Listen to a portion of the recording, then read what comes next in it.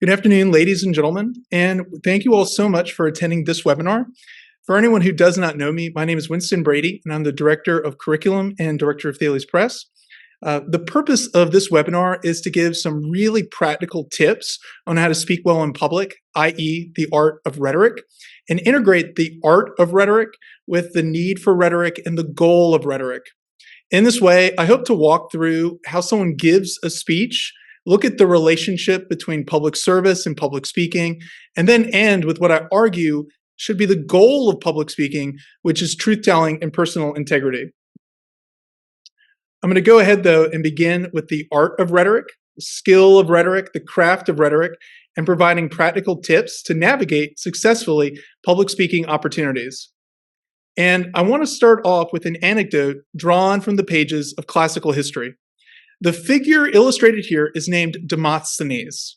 Demosthenes is perhaps the most famous orator from classical Greece. He lived from 384 to 322 BC, and he lived in the city of Athens, and he made his mark with a series of speeches railing against the looming military might of Philip II of Macedon.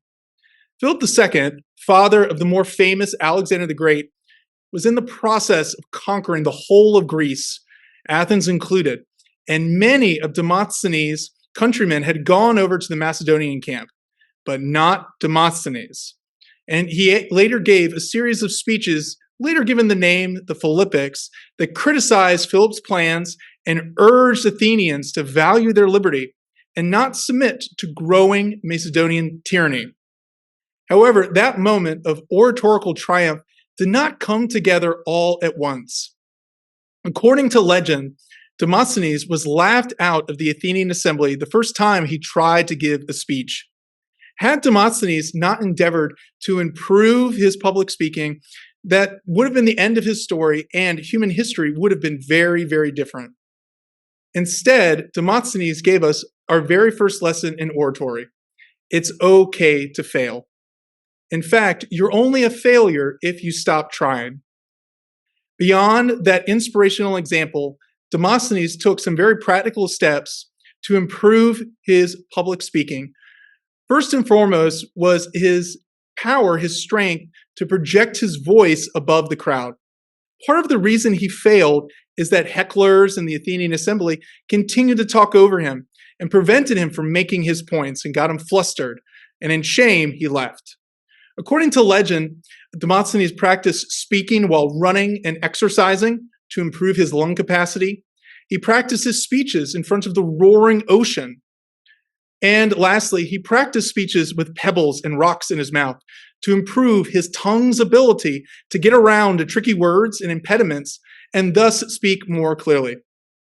Now, while I would not recommend putting pebbles in your mouth, please do not do that. The lesson is that Demosthenes did reasonable, measurable steps to improve his delivery. If you, like Demosthenes, know the best course of action, the path that will best contribute to the common good, as Demosthenes did, and you can write a speech and develop the arguments to support it, you owe it to yourself to work on the other components of the art of public speaking, so as to ascend to the heights of oratory and hurl forth lightning and thunder like Demosthenes, Pericles, and the legions of great statesmen who have come before us. Thankfully, many of these orators and rhetoricians have written down this process and divided the steps into a series of topics called the 5 canons, the 5 indispensable parts of coming up with, composing, and then delivering a great speech. So here are those 5 steps by which you can begin to hone the art of oratory as if you were doing no more than sharpening a sword or tuning an instrument. The word canon comes from the Greek word kanon, meaning measuring rod, and they include the inventio, which is the discovery of an idea, the elocutio, the style and the means with which you address that idea, the dispositio, which is the outline of one's speech, the memoria, the act of memorizing one's speech, and the pronuntatio, the delivery of that speech. We're going to trace the 5 canons in reverse order. Since we've already started with the 5th canon, technically, the pronuntatio, the delivery, there are many things in a speech that make us nervous and keep us from delivering a really great address. So I'm going to start there. First, nervousness. We've got to get over it. In speaking before a crowd, it's very natural to feel nervous. We want to try to channel that energy into the energy needed to deliver that speech. Beyond that, though, you can try some of the following things in order to overcome your nervousness, your fear of being embarrassed or being humiliated in front of a crowd. Remember, of course, that most great men and women fail pretty miserably the first time they try something hard, something that's worth doing. So if you do fail, it's okay. You can pick yourself up, dust yourself off, and try again. Beyond that, though, practice. Practice your speech over and over and over again, because it's practice that builds confidence. Particularly practice those transition points where you may stumble. And of course, there's many different kinds of practicing. You can try delivering your speech in front of friends, a mirror, or in front of a recording device. All of those things are going to help you get over that fear of being humiliated in front of a crowd. If you speak for 45 minutes at length in front of a mirror, you're going to feel very silly. And it's going to be much easier to give that same address, that same speech, in front of a crowd of people. Demosthenes really did the same thing. He also practiced his speeches in front of a mirror to identify the way he looked and the way he may appear to his audience when speaking. Beyond that, though, we've really got to take special care of our voice. We want to work on delivery and our ability to project our voice. The three things that Demosthenes did in order to improve his ability to project his voice, practicing his speech while exercising, practicing his speech in front of the roaring ocean, all he was doing was strengthening his ability to project his voice and increase the volume of his voice while not tiring out his instrument. Those three things really helped his ability to project his voice, to be heard over a crowd, which really requires not speaking from the lungs, but from a region just below the rib cage called the diaphragm. For me, it's a little easier to think of speaking from one's gut, trying to bring together all the different things that Demosthenes did. I personally habitually listen and recite speeches from Winston Churchill every time I go jogging. In this way, I memorize the speech of a much greater orator than myself, and I benefit from analyzing his word choice, his rhetorical devices, and his cadence. I also want to work a little bit each day at projecting my voice, because I don't know when the next time I may need to speak in public. I don't know when that time is going to be. And so I want always to be ready and have my instrument, my voice, in the best possible shape that I can get it. Today, while we have microphones that can amplify our voices, I don't like to rely on them because they failed me in the past. In teaching middle school classes, I never needed a microphone to project my voice above the classroom of students that I had. I've never gotten used to using them or even really needing them. And if you're giving a speech and the microphone gives out and you can be heard by the audience despite it all, it makes you sound and look very impressive. Beyond that, though, you've got to try to take care of your voice as if you would any other instrument. So you should avoid milk, spicy foods, and other foods that strain the vocal cords, things that are fairly acidic. Coffee is also included in that list, but I wouldn't dare ask teachers to go without coffee. Then there's eye contact. Eye contact is a way of showing respect for the audience and fostering a connection with them. Looking them in the eye lets them know that you're honest and that you value their opinion and their attention. At times, you may just have to force yourself to make eye contact with them. One helpful tip for me in making eye contact with the audience is to look over the room, wherever I happen to be, and divide the audience into thirds: a left, a middle, and a right section of the room, and then a front section, a middle section, and then a back section. And then I force myself to scan over the room periodically, so I'm going from left to right, back to front, back to front, right to left, but that everybody in the audience feels as if I'm paying attention just to them, that I'm giving the speech just for their benefit. And that way I make sweeps across the room. This is another way that this is beneficial, is that it keeps you from making eye contact with individual people in the room. Since this may weird you out, it may weird them out, and it also helps, prevents you from being thrown off. Now, as far as mannerisms, hand motions, and gestures, you want to take special consideration to where your hands are going to be in a speech and what you're doing with your hands while you're talking. You really want to minimize your actions and to act natural, and if necessary, to make your hand motions purposeful. You don't want to look like a wizard casting a spell while you're giving a speech. You don't want your hand motions to be distracting and to keep your audience from really following the course of the argument that you're trying to advance. Beyond that, we have verbal clutter, which is kind of the bane of a student's existence while they're trying to give a speech. Verbal clutter are those ums, ahs, rights, I think so's, and so on and so forth that people say while they're giving a speech. Now, verbal clutter is really just your mind trying to think of what to say next. Your mind is almost trying to buy time for you before you move on to your next point. Instead of saying ums, uhs, etceteras, practice replacing those ums, that verbal clutter, with meaningful pauses. A meaningful pause may go a long way to convincing your audience you know what you're talking about. Beyond that, a meaningful pause not only gives you time to think about what you need to say next, but it gives your audience time to process your points and think about what makes your speech so important and worth following. I have a wonderful trick drawn from the life of Winston Churchill, who would print out manuscripts for his speeches in relatively large font that made it easier for him to read what he was going to say. He then included spaces in the text between one point or a sentence or a block of text, and in that space, he disciplined himself to make such a meaningful pause, so that as he was giving his speech, he was conditioning himself to slow down and to give himself not only time to think, but give the audience time to think also. And in that way, he could replace those ums and ahs with something far more meaningful, just a pause, just a little break in the speech for him to catch himself. And it's something really valuable that we can do as well, because that verbal clutter tends to make people think that we're nervous or that we don't know what we're talking about. And so if we can discipline ourselves to remove that verbal clutter, we'll be much better off.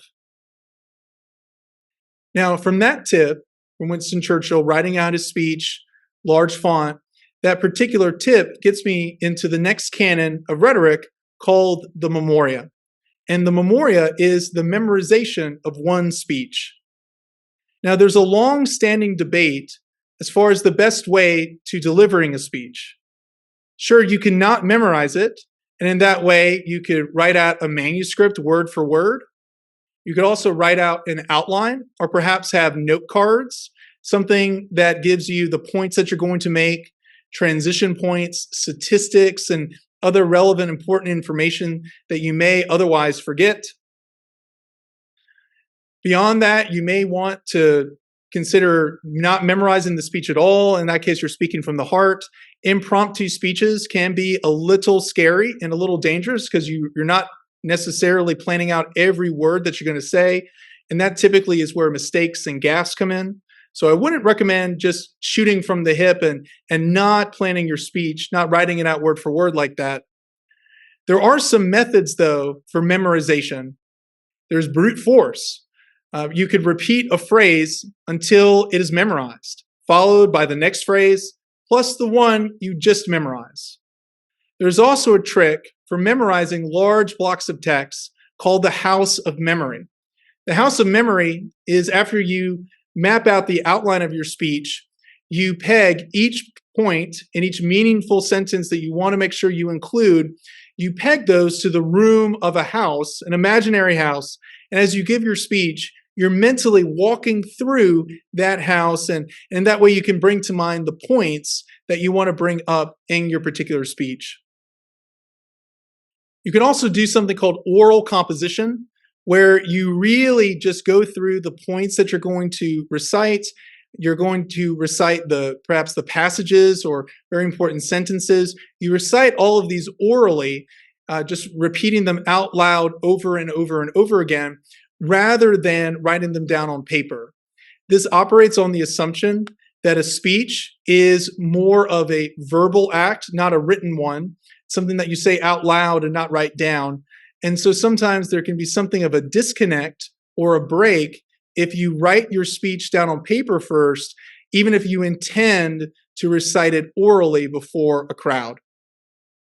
These methods all have their advantages and disadvantages when it comes to memorizing large blocks of text like a speech.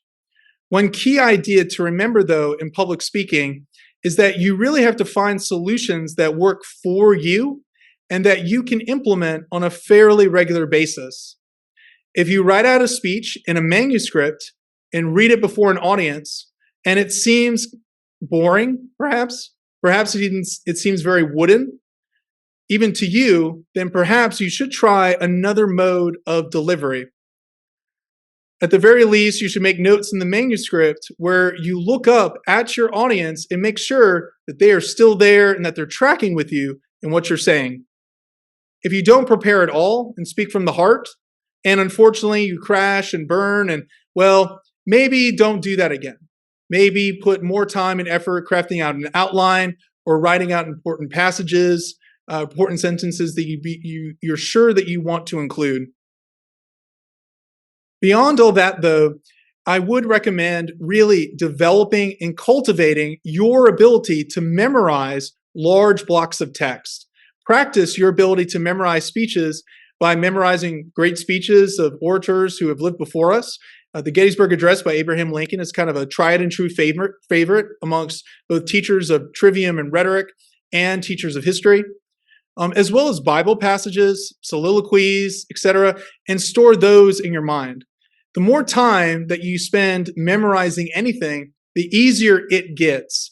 You'll have that eloquent turn of phrase drawn from a play of Shakespeare or lines from Milton's Paradise Lost stored in your mind, and it'll be easier to pull those out or pull out phrases similar to that when you speak in public. Now, I mentioned the word outline and points pretty frequently here, so it's a nice transition to the next canon in the 5 canons of rhetoric, but the dispositio, or the 6 parts of discourse. Aristotle kept it pretty simple and stated that each speech really has 2 parts, the case and its proof, i.e. your position and why it is right. Later, the Roman orator Cicero and the Roman educator Quintilian increased this into a 6-part dispositio, which is essentially an outline of one speech. You have the exordium, which is the introduction to a speech. You have the narratio, the speaker explains or states the case under discussion. You have the divisio, which is the speaker presents an outline of the points in his speech, the points that he plans to cover. The confirmatio, the speaker presents a proof of the case.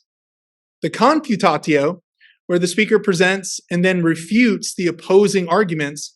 And then the poratorio, the conclusion to such a speech.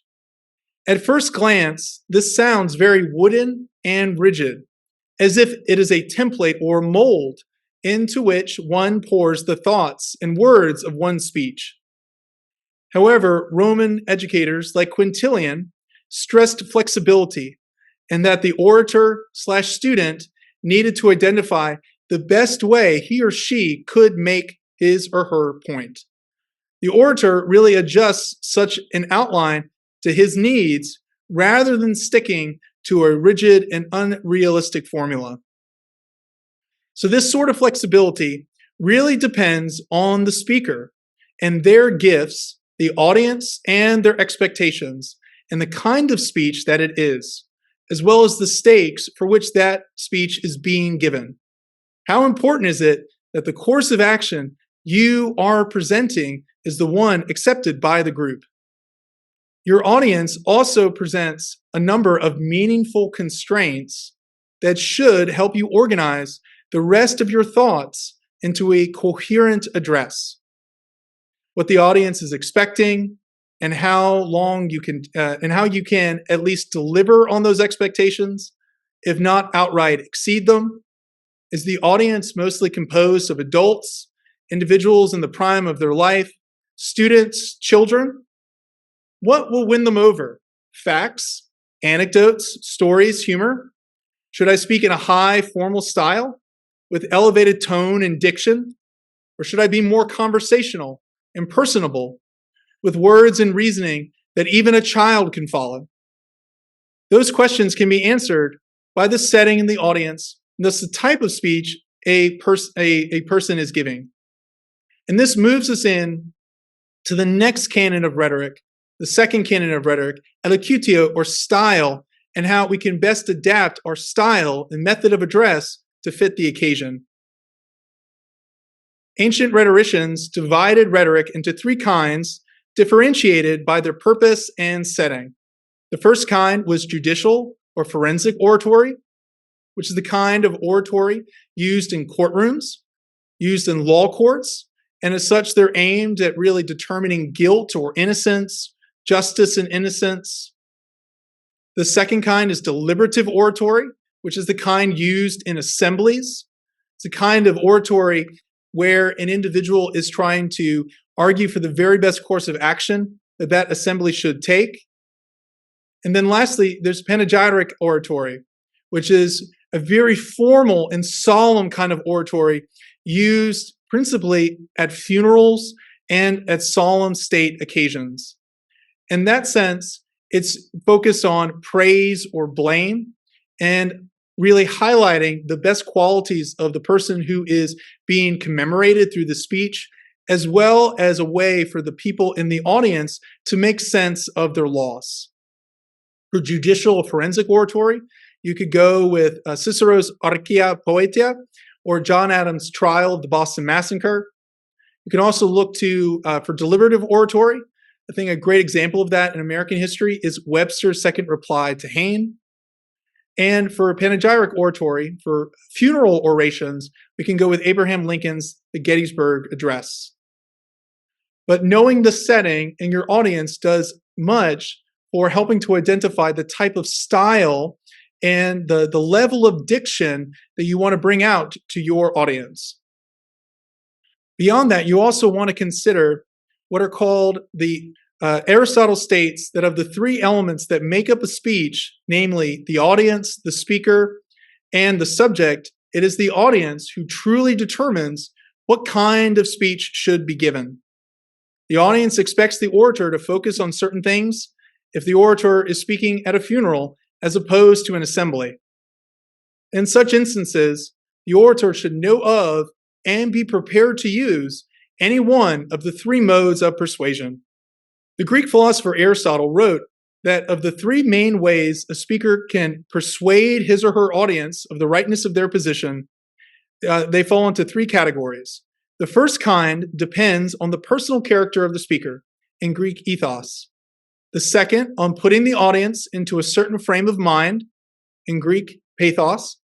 And then the third, on the proof, or the apparent proof, provided by the words of the speech itself, in Greek logos. These different kinds of modes of persuasion depend on the personal character of the speaker, on putting the audience into a particular frame of mind, and the third being the proof or the apparent proof provided by the words itself. And that's an appeal to reasoned argumentation. Ethos there is the appeal to your reputation and also to how you appear while you are speaking. How seriously did you take the attempt to address a crowd? Did you show up in sweats as opposed to a tie and a coat? Pathos is the appeal to the emotions, crafting the words in your speech in order to hit perhaps a people's sense of patriotism or glory and honor. And the last mode of persuasion, logos, is the appeal to reasoned argumentation. Aristotle, in the next couple paragraphs in the Rhetoric, examines how there's really two main forms of logos, two main modes of rational argumentation. There's inductive reasoning, a form of reasoning that goes from observations to broad universal principles, and then deductive reasoning, a form of reasoning that goes from principles and premises to a relatively specific application of that principle, from premises to a conclusion.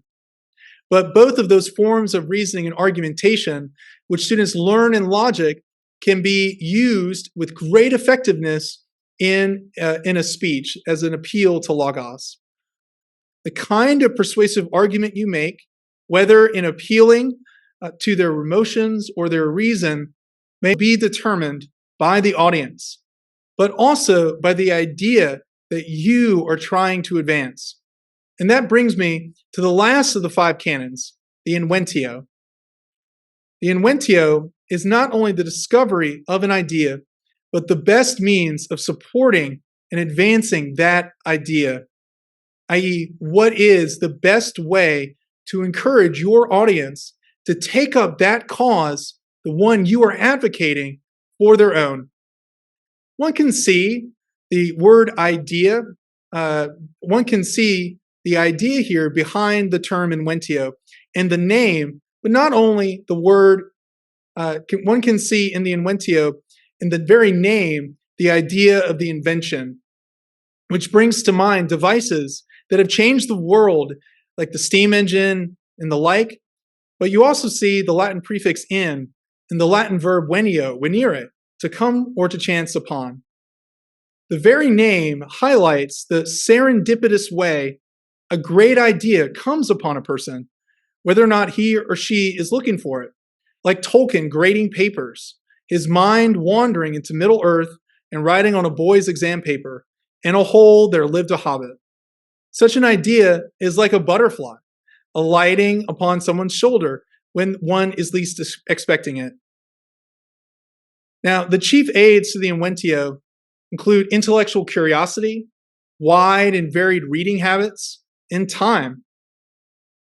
We can also add to that particular exercises that can help you think on your feet quickly and come up with that great course of action, the very best idea that you can advance, and the way to support it through things like declamations, which are formal exercises given in rhetoric. You can also join clubs like Toastmasters or debate clubs, especially the debate club that we have at Thales Academy. You can engage in research papers and defense presentations similar to a doctoral program. And you can also engage in those sports that may encourage contemplation, such as running, biking, and swimming. All of those activities, which are kind of monotonous, they're solitary sports, they tend to increase the number of opportunities for which such a delightful idea to chance upon you. But what's the best way to cultivate the canon of inventio? The best and most valuable piece of advice that I can give on giving a good speech is to have something meaningful to say. And this is really where we go from the art of rhetoric to the need for rhetoric. We want to have something meaningful and valuable to communicate to our audience. If we examine 3 of the most noteworthy orators across history, we find this to be the case: Demosthenes, Frederick Douglass, and Winston Churchill. Each of these figures was a well-regarded public speaker, the best of their time, and each of them had a cause for which they employed their tongues and minds to advance. Demosthenes had Macedon. Frederick Douglass had in mind the liberty of his people and a new birth of freedom for enslaved Africans and the antebellum United States. And Winston Churchill, the preservation of the British Empire and the destruction of Nazi Germany. The character trait that unites all 3 of these orators is their regard for freedom and liberty, and their desire to use these gifts to exhort others to value such freedom as highly as they do. So in that way, we should identify the most meaningful and valuable idea you may communicate. That one truth that, once your audience grabs hold of it and hears it, will inspire them to take up your cause as their own.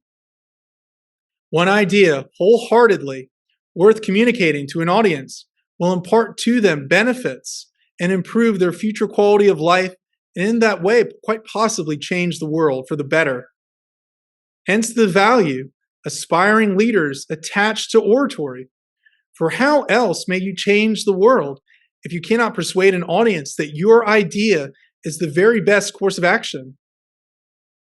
That really helps us to understand the value of rhetoric and its place within the liberal arts. The ancients viewed rhetoric as perhaps the most significant art because it was so important for public service and for advancement. Rhetoric is one of the original 7 liberal arts, arts that make one free, that mark the free individual, and were themselves free from the necessities of daily struggle and existence. The liberal arts were composed of the trivium, the 3 roads of grammar, logic, and rhetoric, and the quadrivium, the 4 ways of astronomy, music, arithmetic, and geometry, all of which were studies that prepared one for a life of freedom. Rhetoric, though, is unique in that it makes possible a life of excellence. For in being a great public speaker, one who could cast a vision of a glorious future and explain to your audience how to get there, such an art is of inestimable value. In this way, rhetoric was always the capstone of an ancient Roman education, the art for which Julius Caesar traveled from Rome to Rhodes just to learn how to speak well in public. With rhetoric, a general could inspire his troops to give their lives in service of a cause greater than themselves. A senator could direct the fate of empires through a wise argument eloquently stated. A father may impress upon his son practical tips for navigating the challenges of life. As an art, this is the one that could make one successful and heap glory and honor upon one's head and upon the heads of those who believe in such a vision. And with it all comes the possibility, frankly, of getting really rich. And indeed, what if some people learn oratory, but they don't care how they use it? What if people learned rhetoric solely to become rich? That brings us to the goal of rhetoric. What's the reason why we're learning how to speak well in public? Is it for ourselves or for the benefit of the common good and the individuals that we serve in our various jobs and capacities and communities and modes of life and so on? This was the great dilemma that Socrates, the famous Athenian philosopher, came up against during his days in Athens. Socrates often criticized a group of teachers of rhetoric known as the sophists, who charged exorbitant fees to teach wealthy Athenians how to argue and how to speak well in public. The trick, though, was that they didn't teach their students to value the truth and to love the good. All they taught them was how to be effective and how to win and how to make the worst argument appear the stronger, or how to make a falsehood appear true. Athens was indeed all the worse for their instruction. It was as if they gave a wild and unruly teenager a car and taught them not how to drive or how to value the lives of anyone on the road or value their own lives. Certainly, we're not going to do the same with oratory. Socrates criticized the art of rhetoric because it had been so subverted and ruined, used more often as a tool for personal enrichment and not the advancement of the common good. The Roman educator Quintilian did much to restore rhetoric to a much better and more positive place within the curriculum.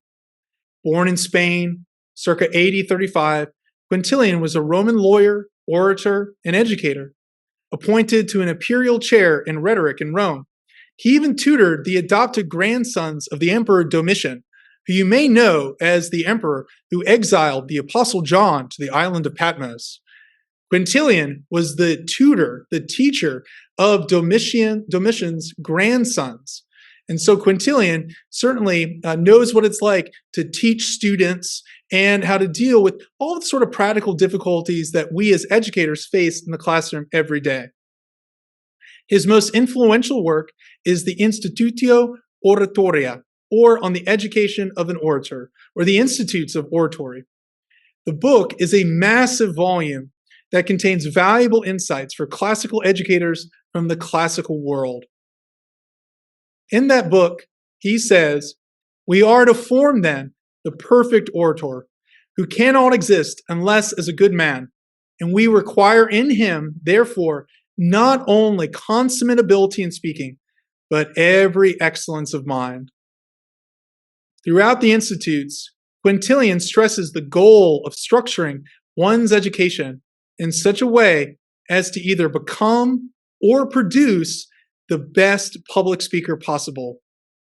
Such an orator he called the perfect orator, or the ideal orator, an individual who not only reached the heights of eloquence, but also possessed such exceedingly good character and personal integrity. Such an orator must be committed to virtue, to truth-telling, and personal integrity in order to reach such an ideal. If we wanted to investigate, is it so important to teach students to love the truth and to tell the truth in their words, in their speech? We want to consider if we would allow or accept people around us, our family, our friends, students if we're teachers, teachers if we're students, politicians and elected officials. Consider for a moment if we would accept them, if we were to give them the okay to lie to us if it suited their advantage. Such a state of society is not one any of us could long endure. That need for truth-telling and personal integrity is itself so rational and straightforward and logical that really to live in such a world, none of us would ever advocate for that or want that.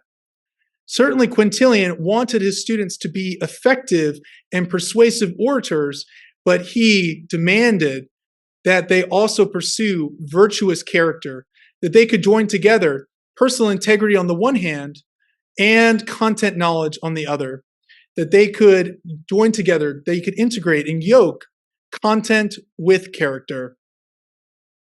Of course, though, that raises the question if it's possible to teach virtue, to teach students to really make that wise, virtuous choice, if we're not right next to them, looking over their shoulder and urging them to do this and not that. Can we really teach students to do such things? As classical educators, we look at the wisdom of the classical world through the lens of the Judeo-Christian tradition. Human reason may take us far, but cannot always help us to the summit of human flourishing and human happiness. Likewise, the Judeo-Christian tradition, the Bible, gives us another powerful reason to value truth-telling and personal integrity and to infuse such values into our speech, whether it's public or private. As outlined in Genesis, God creates the world and everything in it through his word. He speaks the world into existence. God creates the first human beings, Adam and Eve, in his image and endows them with gifts and abilities that reflect his own character and being. The ability to make meaningful moral choices, the ability to solve problems and to reflect upon things transcending everyday human experience, and the ability to speak and use language on a profoundly different scale. As such, we should use our gifts and ability in line with the character of the God who gave them, i.e., we should not lie. The Ten Commandments and the prohibition against false witness are so clear here that we should use our words to build up each other, to give grace and encouragement, rather than to provide window dressing over the truth and advance our interests even just a little bit much in a given situation. Moreover, we should value the common good and the best and wisest course of action, one that would not merely advance ourselves or make for personal enrichment. The Romans in this way joined together public speaking and public service. And likewise, we can educate students to ascend to the heights of oratory that they may find in the pursuit of truth and goodness real joy, real lasting joy in human happiness, and at the same time, perhaps encourage others to pursue truth and beauty and find that joy as well. So to summarize so much of what we have said here today, rhetoric is the art of public speaking, the ability to compose a speech to be given in front of a large crowd of people that should advocate the best course of action, that communicates some meaningful idea, and it should reflect reality. It should tell the truth. This was an art that the ancients identified with both public service and leadership, whereas the early church and medieval Christendom joined truth-telling and personal integrity with the wisdom of Christ, in which we classical educators should yoke with personal integrity and the pursuit of what is true, good, and beautiful. Such insights we can boil down into 3 principles, each of which may be more or less applicable for where you are as a teacher, a student, or an aspiring orator. First, there's a classical ideal that educators should aim to produce a perfect orator, one who has reached the very heights of eloquence while cultivating the highest moral character. It's Christian wisdom, and that God gave us our words, and so we must use those words. We must use our language in ways that glorify God and further God's purposes and reflect the truth. And lastly, there's my personal take that classical education should help students choose what is good and persuade others to choose what is good too.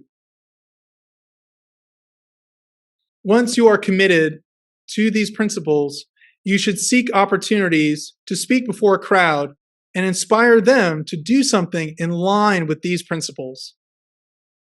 Now, you may be asking yourself, how do I teach this? I think the best way to learn public speaking is the same way that we learn any skill, which is by doing it. So provide meaningful opportunities in class for public speaking.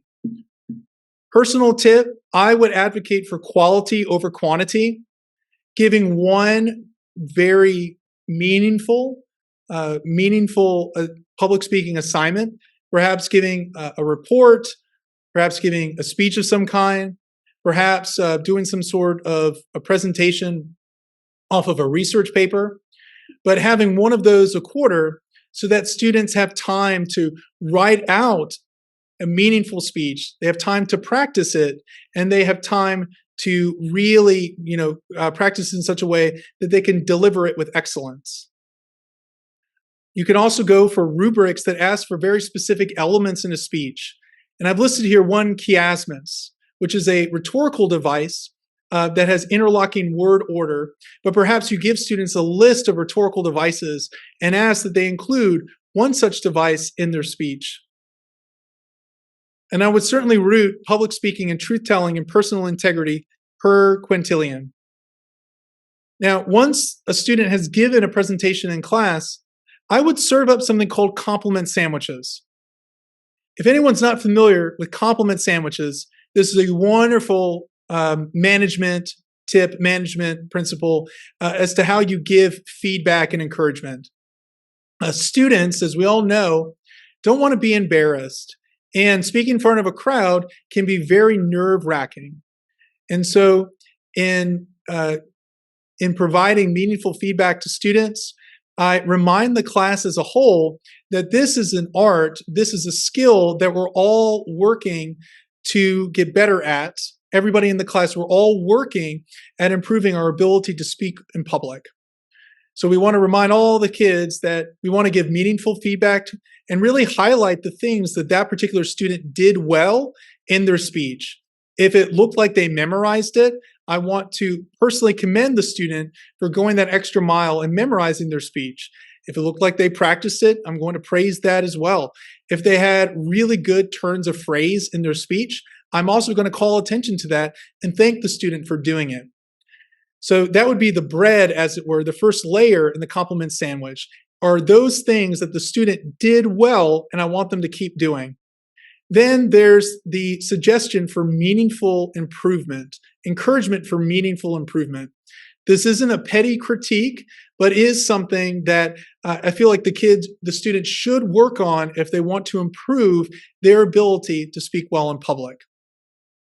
I can also call for advice or suggestions from the class with the expectation that they are going to be subjected to the same advice from the class, and so they shouldn't throw out some relatively petty or nitpicky sort of criticism. We really want to highlight things that the students can actually work on for their next speech. And then end with those things again that the student did well, preferably something new, something that the students, somewhere that they showed particular skill and art in delivering their particular speech.